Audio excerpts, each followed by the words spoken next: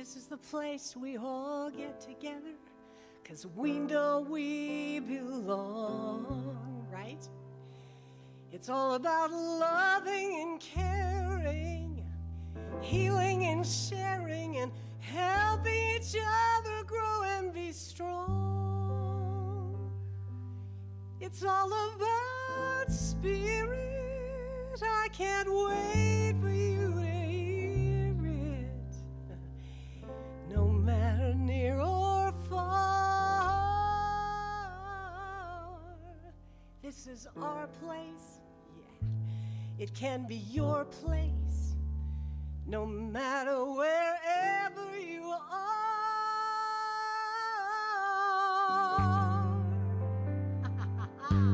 Again. This is our place. Come on in. Our place, we're so glad you're here. Our place, everybody's welcome. We see God on every face. This is our place. Sit right down. Our place, love lives here. Our place, everybody's welcome. We see God on every face. Aren't you glad you found your way back home? Ah, yeah. To a family of friends where you know you are never alone. Our place, come on in. Our place, come back again. Our place, everybody's welcome. We see God on every face. Love lives here in this place. Welcome to our place. Come on and join the party. Our sweet place. Our sweet place. Last one. Our sweet place. Yeah. Hello, New Dawn. Let's take a moment and pray together. In this moment, in this beautiful, beautiful moment, we are here together, celebrating our lives, celebrating God, celebrating our connection with one another and with that great Spirit. So as we come together in community today, we know that we are loved, we are accepted. Just as Leslie talked about, we are just feeling so blessed to be in this community, to have this family, this chosen family that we have. So we know too that we are so blessed with the volunteers who do so many things to make this Sunday service come together so beautifully. Our practitioners, so wise and so fantastic with their prayers. We have our ushers, our sound team, our hospitality, and of course our beautiful music today. We are so blessed with that. So in this time, we know that as we are here together in community, there are many who are celebrating and who are just doing their own thing wherever that is, and it's all God, because God is everywhere. So no matter where, no matter how, we are all here together as one. So for this and so, so much more, we are so very grateful for this time together and for this community as we say together, and so it is. Okay, I have a few inspirational quotes for us. First one is from Scott Aubrey. By seeing ourselves as spiritual beings, we move from feeling like a victim and merely surviving to realizing that we have dominion over this life, and then to an understanding that we're not just controlling and manipulating the effects of our life, we're actually co-creating with God's self within us. Ultimately, as we come to the great awareness that the Father and I are one, that there is only one life, and it is whole and complete. And from that great author unknown, wherever you have friends, that's your community. And wherever you receive love, that's your home. And from our founder, Dr. Ernest Holmes, every heart responds to the warmth of love. Every mind yearns for its embrace, and no life is complete without it. Love really is the fulfillment of the law of good. Love alone can heal the world and cause people to live together in unity and in peace. Lovely. And, yeah, no, okay. So today we're talking about home, right? And so I want to ask you a little congregational participation. What does home mean to you? Just blurt it out. Just say anything. Love, yeah. Comfort, good food, safety. New dawn. Protection. Acceptance. Belonging, yeah. Oh God, I could just do this with like this. I am getting so fed. I have goosebumps just listening to you guys, listening to all these positive words that you have to say about home. So we're going to talk about home today. We're going to talk about the hero's journey. And we'll figure that out as we go along. So home usually relates to a place where one lives, right? It's a stopping or a starting point. Like in baseball, you start at home base, you stop at home base, right? Home is a safe haven, a comfort zone, a place to build memories. The word home conjures up memories, sometimes good, sometimes not so good. For example, a happy home, a troubled home, a dysfunctional home. It's safe to say that we have had some kind of experience with home. Home insecure. Just think about what home means to you. We buy homes, remodel homes, sell homes, and we have ideas of our dream home, right? So if you're not living in, has anyone lived in their dream home? Do you have a dream home? Wonderful. All right. Oh, well, who else? Don't be shy. Yeah. I want to show you my idea of my dream home. No, that's...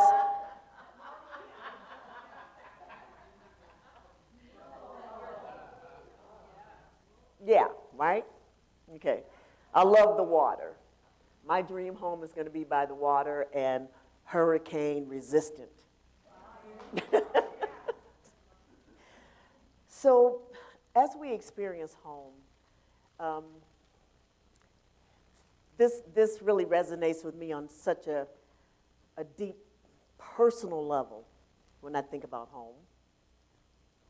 Because there was a time when home was the last place I wanted to be. As a child, my mother passed away when we were young. And so there we were. We were raised by another relative. And you would think that your relatives love you, which maybe they did, maybe they just didn't know how. But it was the beginning of a lesson, a lifelong lesson for me, which we will get a chance to talk about, because it will come up in a little bit later. You know, so I've gone from that place of not wanting to go home, couldn't wait to leave home. As soon as I graduated high school, I left. To where I am now, where I can talk about home as a foundation. And home is primal among our collective archetypes. So I'm going to talk about home as an acronym, H, okay? And I don't have my little slides up there because I couldn't figure out my PowerPoint until last night. So these beautiful expressions of the divine, Leslie and Terry and whoever, they put this together, and yay. I really appreciated that. But, so we're going to be entering into Thanksgiving Thursday. And this is the official kickoff of the holidays, right? You know? Of course, there are people in my neighborhood that are full-blown out Christmas lights up already. I just think it's a little bit soon, but that's my opinion, and I'm keeping it to myself. And I go over and tell them, hey, you want to take those lights down? But it's, you know, so here we are. And so what we get to do is we get to think about our holidays that's coming up. Are any of you stressed over the holiday that's coming up? Wow, I was counting on at least a couple yeses. You people throwing my talk off. Okay? You're throwing my talk off. Okay, right, thank you. Thank you. So, this is what some people are experiencing with Thanksgiving coming up. Oh my goodness, the house has to be beautiful. It has to be perfectly clean. I have to get the right table settings done. My home needs to be just top notch. And then you think about your guests and your families, which can cause you stress. Maybe someone is supposed to come and they're supposed to bring a main dish, and they don't bring it. Ever. Every week. I mean, every year, it's the same thing. Did you bring the turkey? No, I forgot it. Right? I mean, there's always someone. And then you have the ones that maybe they're not as nice. Maybe they imbibe a little bit too much, and then they get mean or sad or whatever it is that happens. So during this holiday season, the H, I will say, will be for healing for Thanksgiving. It's a time to come together and begin to heal some of the things that we have dealt with throughout the years with our families. We all have family dynamics. Don't sit up and look at me like none of you do. I know you do. This little quote here says, mature adults have the courage and the willingness to go into the dark caves of their fears, facing challenges head on, not ignoring or denying uncomfortable circumstances. Some in Science of Mind mistakenly think that H.O.M.E said to deny circumstances. He did say we are not to deny circumstances, but rather their power over us. No one here really said that they were stressed out over this coming weekend, so thank you very much for downplaying that part of my talk.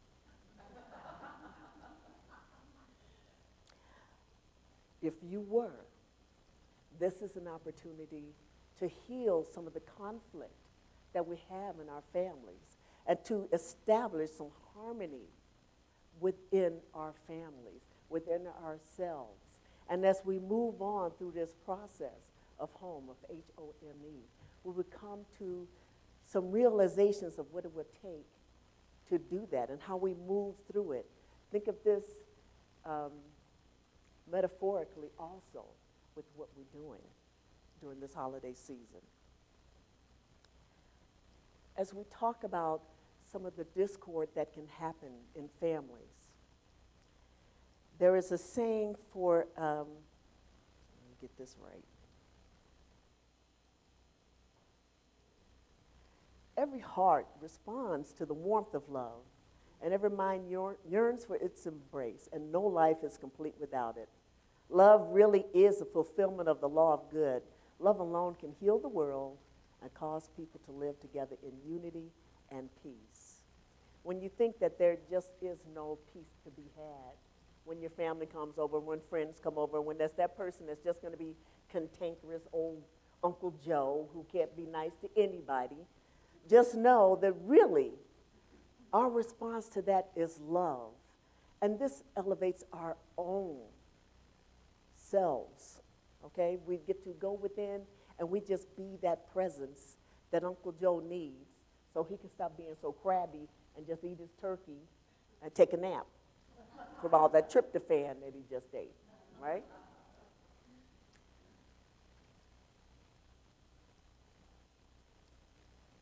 You know what, I'll have this by the time the talk is over.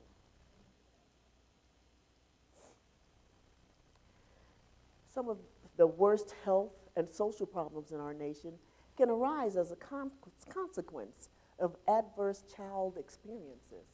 Sometimes when we look at people and we wonder why they're acting the way they act, why they do the things that they do, it's because they have leftovers, right? I had leftovers. I had leftovers from feeling like I was unwelcome in my own home. So I had a chance to try to work my way through this displaced anger that would pop up every time there was a trigger. And it took me a while to realize, you know what, that reminds me of this person. That's why they just automatically annoyed me.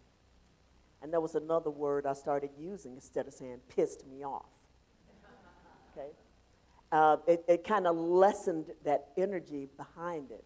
So we get a chance to lead in, we have the opportunity, the O, that opportunity.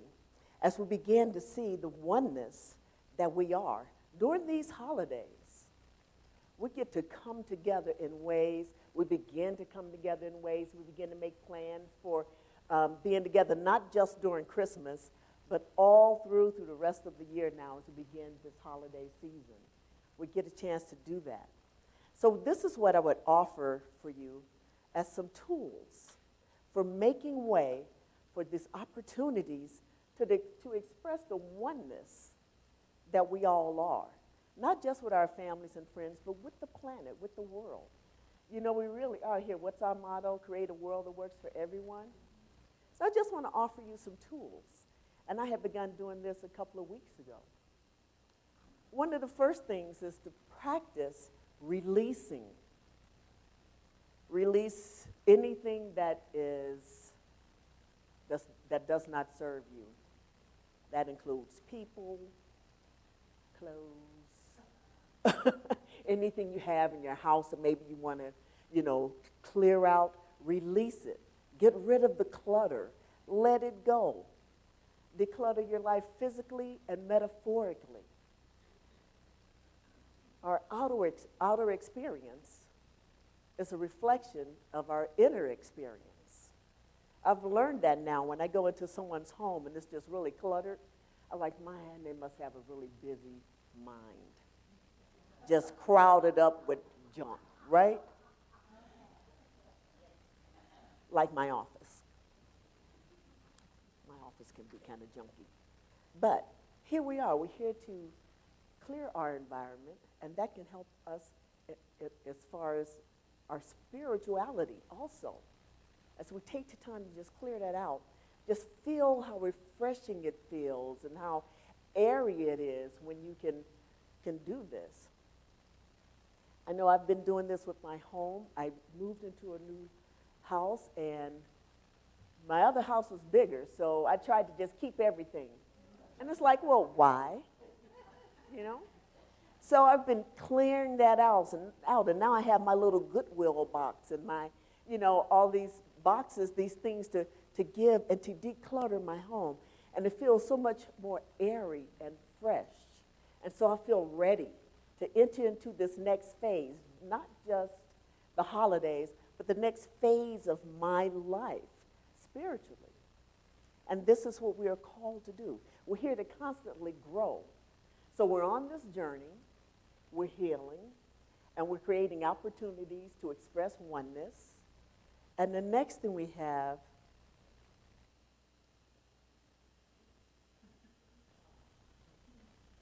whatever, okay?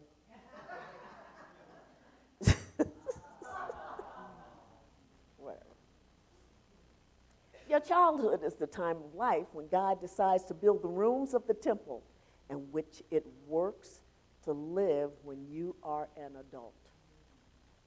When we are children, we have that workshop, inner child's journey and that sort of thing. There's a reason why we have that. Because all through our lives, we've been adding on garbage to our spiritual selves that no longer serves us. So we've created that opportunity. We heal, we've created that opportunity, and now we enter into maturity, the M. We realize that we are spiritual beings having a human experience. We are perfect, whole, and complete. We are loving and understanding. Every heart responds to the warmth of love. Every mind yearns for its embrace, as Ernest has said before. Love really is a fulfillment of the law of good, and this is very much a part of our hero's journey. There's a calming effect that comes with the realization that we have dominion over this life. And then an understanding that we are not just controlling and manipulating the facts of life, we're actually co-creating with the God self within us. We come to the realization of awareness that the Father and I are one, and that's by Scott Aubrey. So here's our hero's journey. Here's the journey through home. E is elevated. We're elevated because we realize that we are one all by ourselves in spirit. And every single person in here is one combined expression of God. There is no separation of us. That is an illusion that many of us learned who was not raised in these teachings when we were younger. Now we know better. There is no separation. I don't care what color you are, what ethnic group, where you grew up. We are all one in spirit. And we can come together and just know that for ourselves. We can be elevated in that. The hero's journey is this. You realize that you are one in spirit and you are returning to spirit, and you accept that you are one as spirit. A unique expression of the divine is who you are. It's who I am. Like it or not, we're related. Okay? We're all here. Yes. We end the journey where we began. As spiritual beings having a human experience, our true home is the reality of spirit. We come into this human experience as perfect, and then we are one with the Creator. We forget it, and then on our journey through this life, we begin to remember it again. And so here we are. We're at home. We are home. The hero's journey is our journey back to our true selves. And know for yourself that no matter where you are home. And so it is.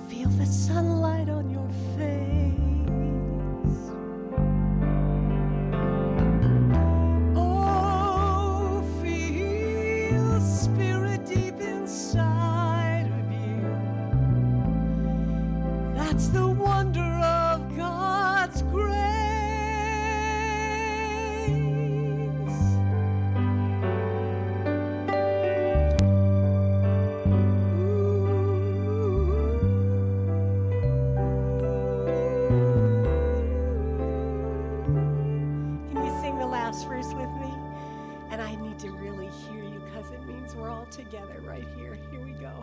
You are not alone. Yes, one more time. You are not alone. Wherever we are, that's where God is. Wherever we are, that's where God is. With God, we're always at home. Wherever we are, that's where God is.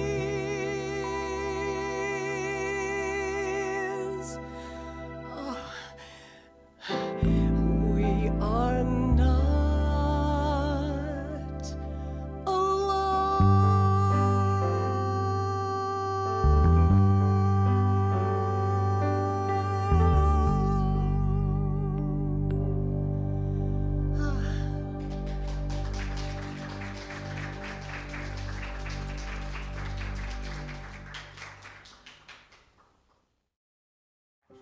Hello, I'm Reverend Jen Wild, Senior Minister for New Dawn Center for Spiritual Living. New Dawn Center is a global community, and we welcome all people, all paths, all ways of thinking, all philosophies.